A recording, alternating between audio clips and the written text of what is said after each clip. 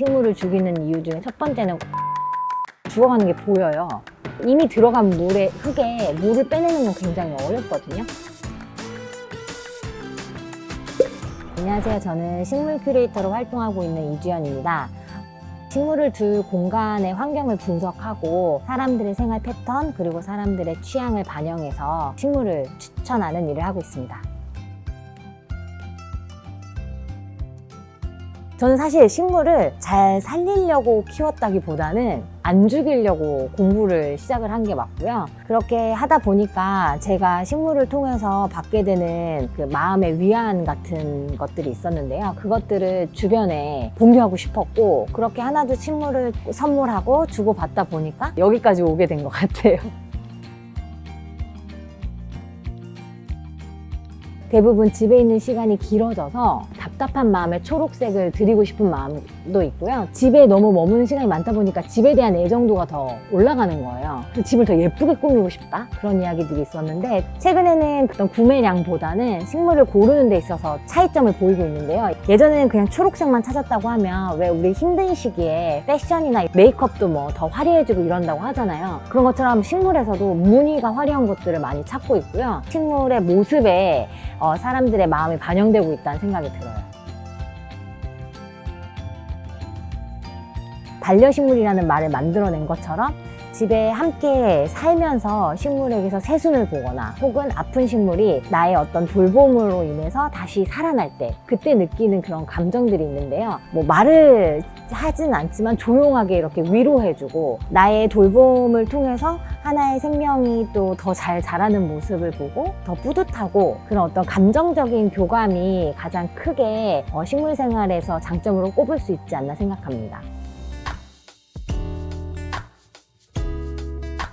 초보들이 가장 많이 하는 실수요. 물을 주는 것이 마치 내가 해줄 수 있는 식물 케어의 전부인 것처럼 생각을 하는 경우가 있어서, 물을 주고 나서 그 식물이 소화를 잘 못 시켜서 생길 수 있는 과습으로 되게 많이 식물을 떠나보내요.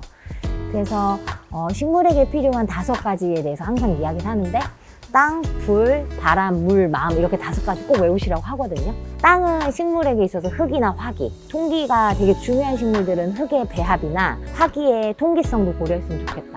불은 햇빛, 식물을 둘 자리에 햇빛이 얼마나 드는지 꼭 확인해보자. 바람, 제가 초보일 때 바람 때문에 식물 많이 죽였거든요. 공기가 멈춰져 있으면 결국 거기에 병충해가 생기더라고요. 그러면 만약에 창문이 없는 공간에 식물을 뒀다, 그럼 가짜 바람을 만들어준다는 거. 주변에 서큘레이터를 돌려서 공기가 멈춰져 있지 않게 한다거나 이런 식으로. 물 주기 3년이라는 말이 있듯이 물을 줄 때 일단 물의 온도, 너무 차거나 너무 뜨겁지 않은 물을 아침밥을 주듯이 아침에 주는 게 제일 좋고요. 제일 중요한 거는 마음. 식물이 살아있다기보다 막 그냥 플랜테리어의 어떤 그냥 소품의 하나로 생각하시는 분들도 많거든요. 식물에게도 마음이 있다, 약간 이런 거를 또 한번 생각해보고 식물을 대하는 태도에 대해서 고민해보면 좀 지속 가능한 식물 생활을 할 수 있지 않을까 생각하고 있습니다.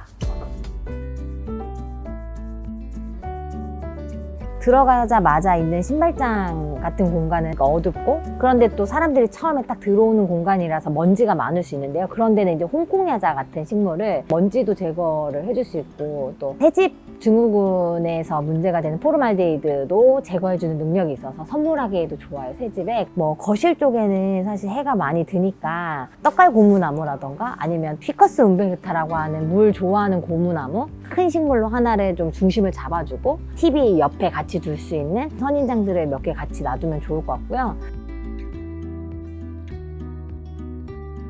저는 최고의 플랜테리어는 건강한 식물들과 함께 있는 거라고 생각하거든요. 그러려면 지속 가능하게 식물 생활을 본인이 할 수 있어야 그 플랜테리어의 유지를 할 수가 있잖아요. 그래서 무엇보다 가장 건강한 식물들이 플랜테리어의 핵심이다, 이렇게 생각하는 것 같아요.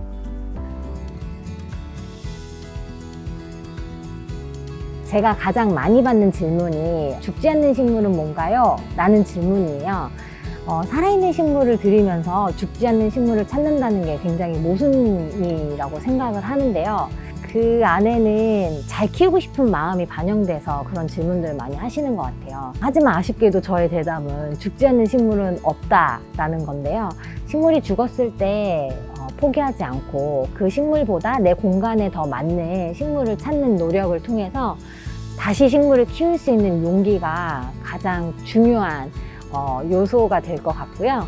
또 마지막으로 식물을 너무 쉽게 사는 행위에 만족하시지 마시고 같이 살 수 있는, 같이 나와 함께 사는 식물을 위해서 좀 더 고민하고 식물을 들이는 신중한 그러한 선택을 하셨으면 하는 마음을 좀 당부드리고 싶습니다.